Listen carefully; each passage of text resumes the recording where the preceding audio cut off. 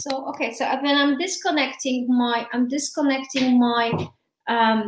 microphone. Thank you so much for letting me know that you can't hear me. How about that? Can you hear me now? You should be able to hear me now. I've disconnected my microphone. Okay, so let me check if people can hear me now. Please let me know. Yes.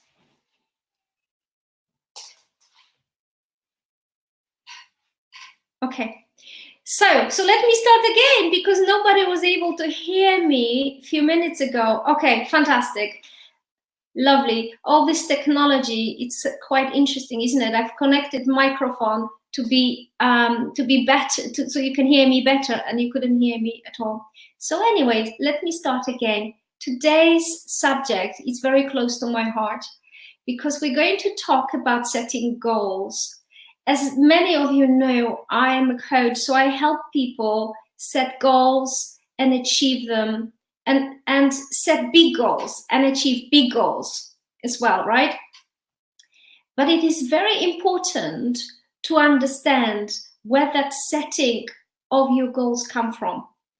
Because if we set our goals only from our ego and we drive forward with passion, but also pushing, we may end up achieving all our goals, but we may not be as satisfied and so happy as we could be. And by the way, when you're making comments on this system, please write who you are, because I can't see the names of the people. So if you're joining me for the first time, please make a note of who you are, then I know who's joined me. So my job today is to share with you something that has made a huge difference to me and a huge difference to many people who have worked with me so far. And we actually want to set goals that are aligned with your soul, with your heart, with the highest part of your being. Because if you set your goals, which are heart-centered, then when you go forward in your life, you may experience a lot more lightness, ease, flow, synchronicity. You are much more intuitive about achieving them and what you need to do, and everything comes more easily.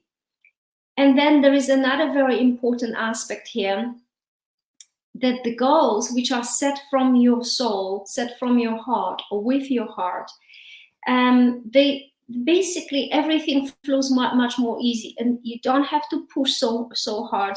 There will be hard work involved, absolutely. I am a hard worker, but there is a difference between working hard and pushing, struggling, going uphill, and then sliding down with your nails on the wall, like. Good morning, Jamila. Good morning, Fran. Thank you so much for joining me.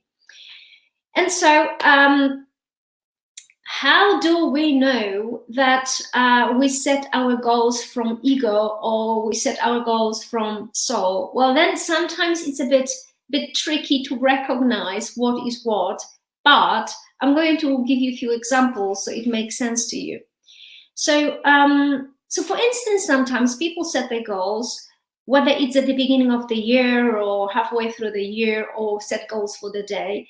Sometimes they set their goals because they are annoyed with the current state of affairs. So sometimes people say, bloody hell, I'm too fat now and it's so annoying. I can't get into my lovely dresses or suits. I have to bloody do something about it. And they see themselves on the photo somewhere and they go, holy shit, I didn't realize I looked like that. And they decide from that moment to just go for it and to become slimmer.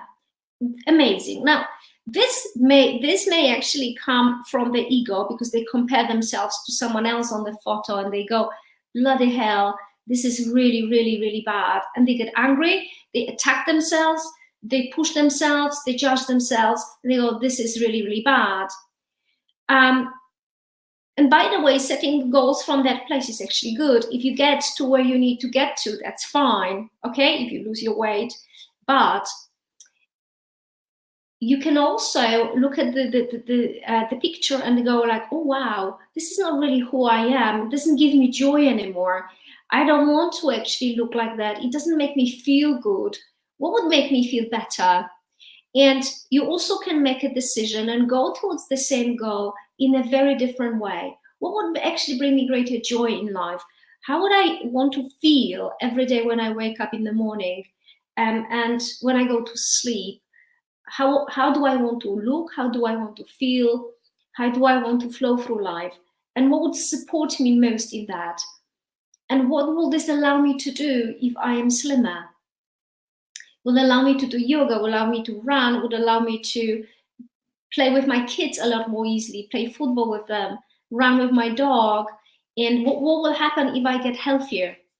Okay, so we can get to the same place through the two different directions. And then what aspects we start with at the beginning may have a very strong effect on how we're achieving our goals. And so a lot of people basically decide to change something because there was too much pain and they are too annoyed, too frustrated, sad. And it is very important to take this into consideration when you're setting your goals for this year, and spend some time looking at the real reasons behind it, and maybe preparing your mind to look at it differently, so there is not so much anger or frustration, but there is actually a gratitude that now you have enough power and an energy and oomph to take you to the next level of expansion. And so on the 19th of January, at the course, your year of expansion, I'm going to be helping you, for all of those of you who are going to join me, I'm going to help you to go a lot more deeper into how to set those goals more precisely, and how to set them intuitively, lovingly, and in a way that they're heart-centered. But today, I want you to do an exercise with me, which is very much about joy. And we can, when we set goals from our ego, often there is not a lot of joy while you go and you achieve it, okay? There is a lot of pushing, pulling, impatience, beating yourself up. And I've experienced this many times before, okay? When you set goals and you go with your soul and with your heart towards achieving it and manifesting and realizing it, there is a lot more pleasure and fun.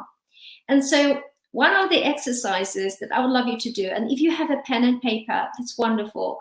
If you don't, you can do that also in your mind. But if you do this with pen and paper after we have finished, I guarantee you that some amazing things will come up for you, and it will open your mind. And it will definitely open your heart.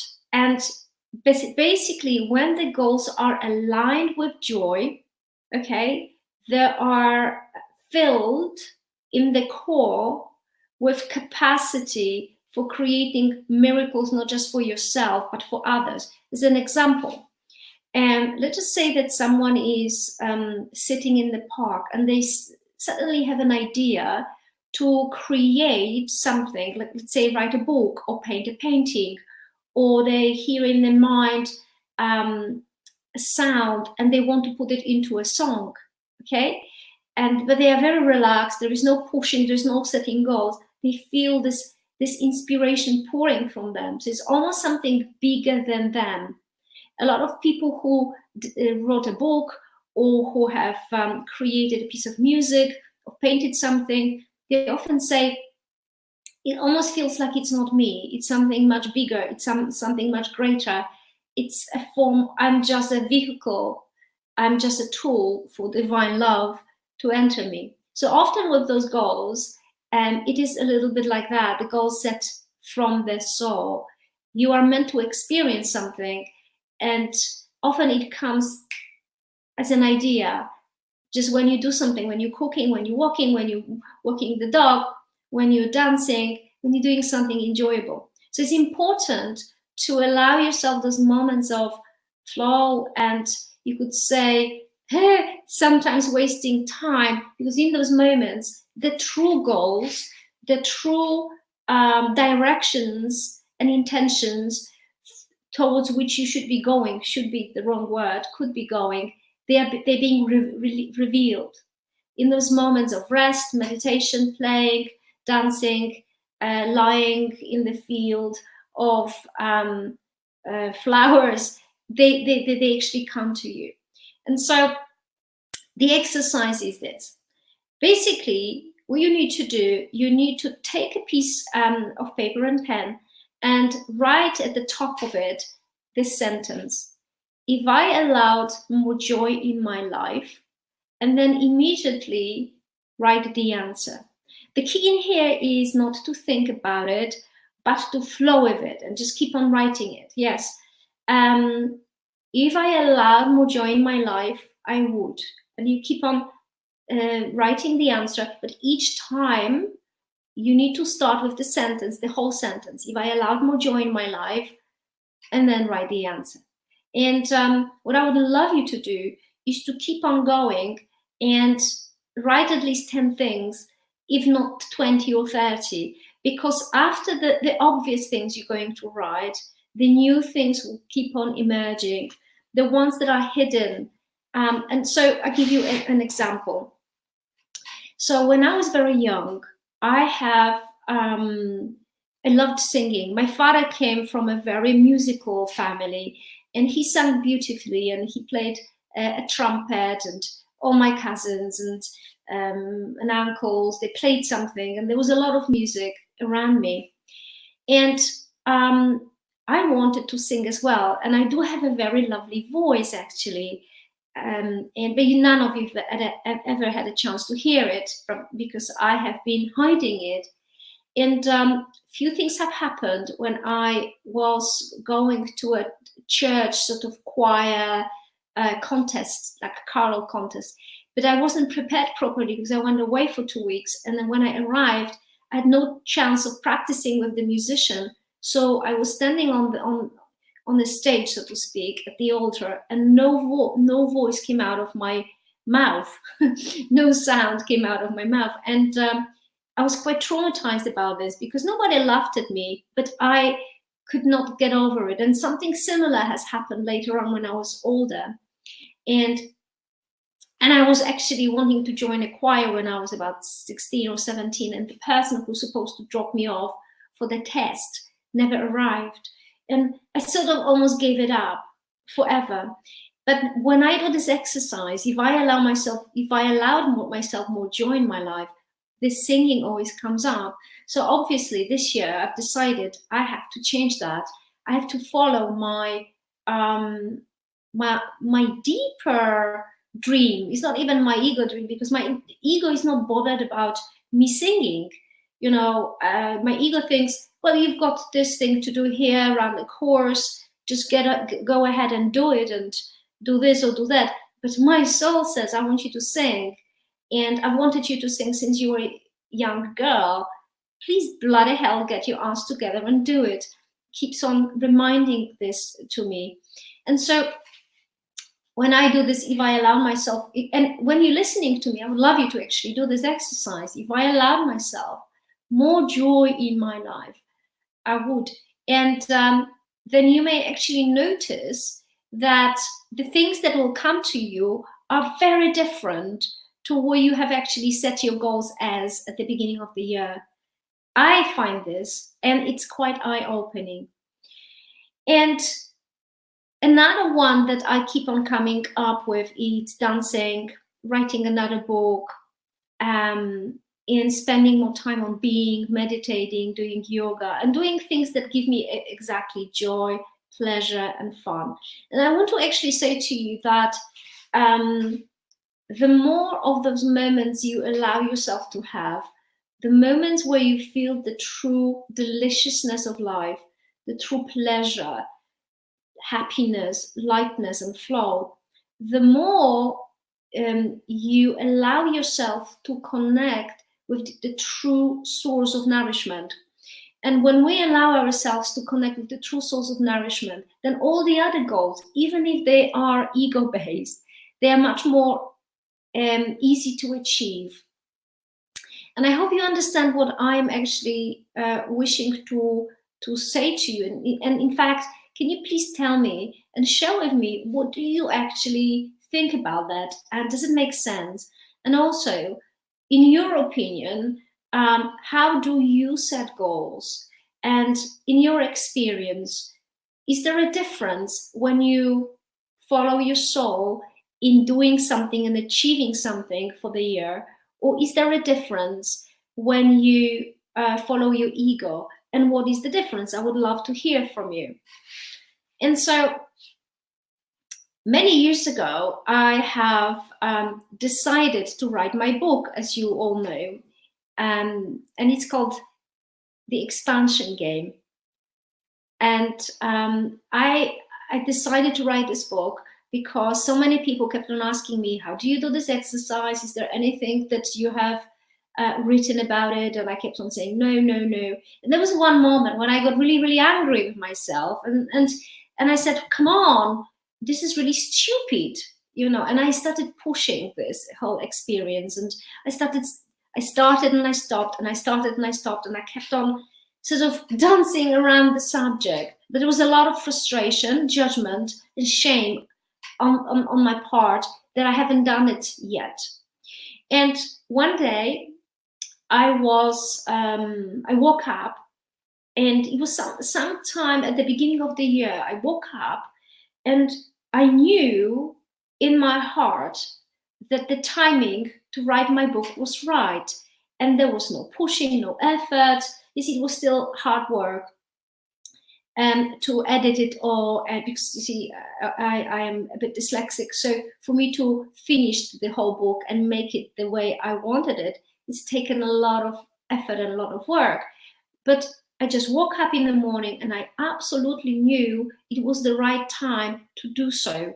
And everything aligned around it. I met the person, Wendy York, who's helped me to edit it and polish it and make it a beautiful, amazing book, which obviously it's one of my greatest joys and pleasures and achievements of my life.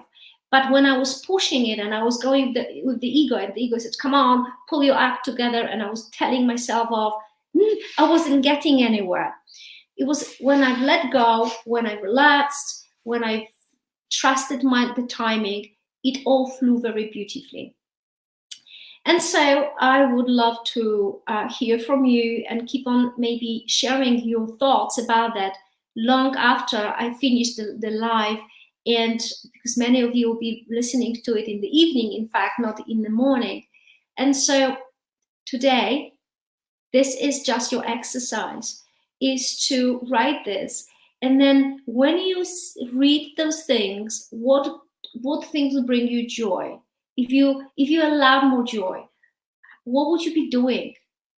Would it be doing, or would it be being? Because a lot of those things are aligned with being, actually being in nature, being with people you love, writing, allowing yourself to paint, allowing yourself to do things which bring you the highest level of joy.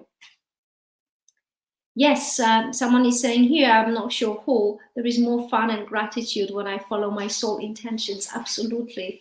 So you see, the great thing that I would like to tell you is that I know a lot of people that actually do not set goals, and yet they feel, or they look, they sound, they walk in this field of happiness.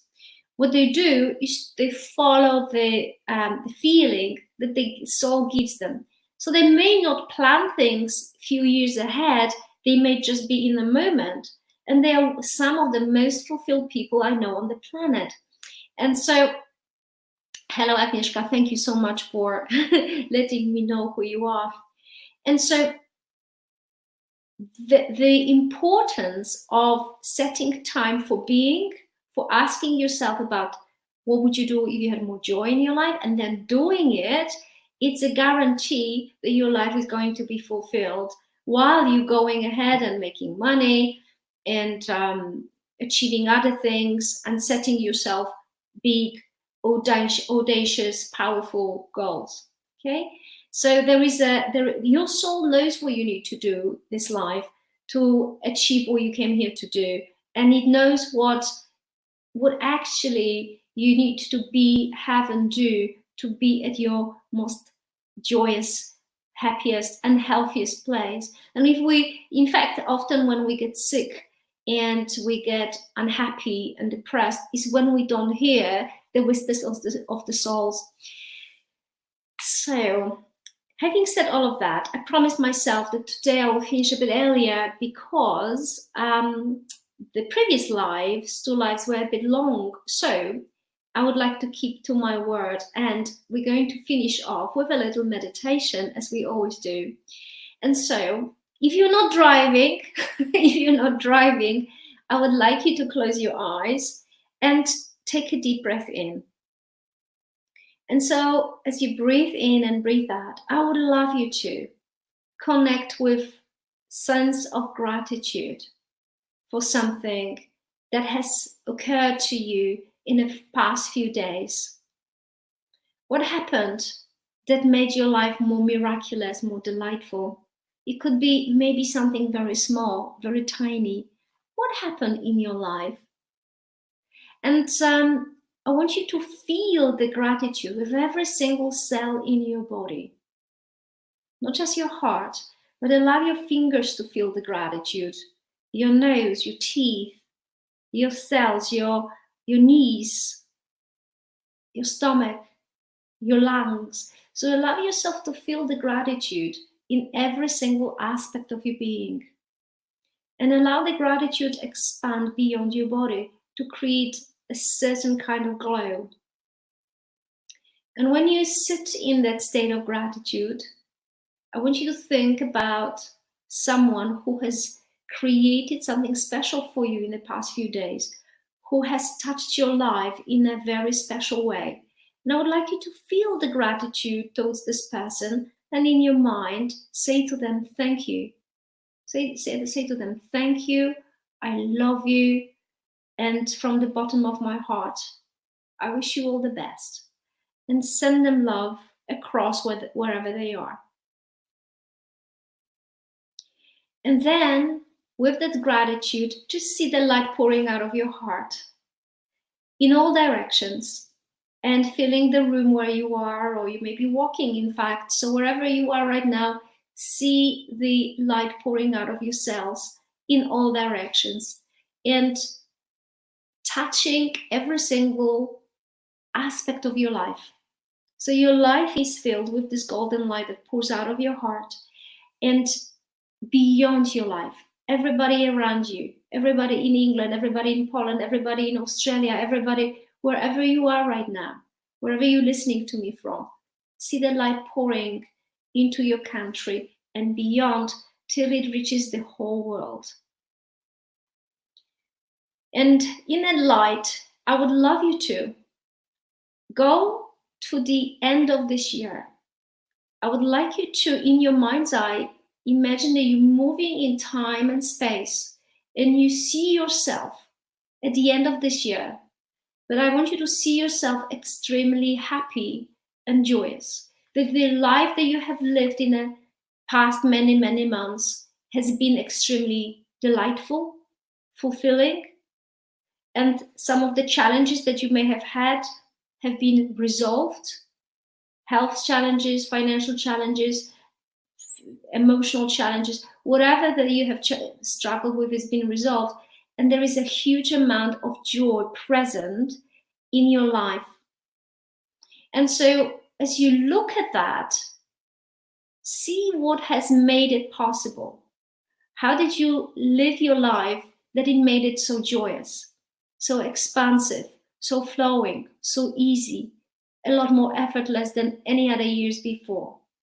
Then I want you to see what's different about you.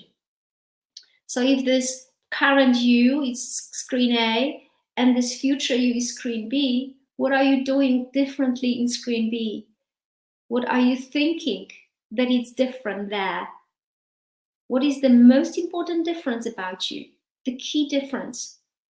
And so from that place of a more expansive, joyous you, what I would like you to do is to send love to your current self in this moment. It's almost like you're sending that person a blessing, gift, guidance.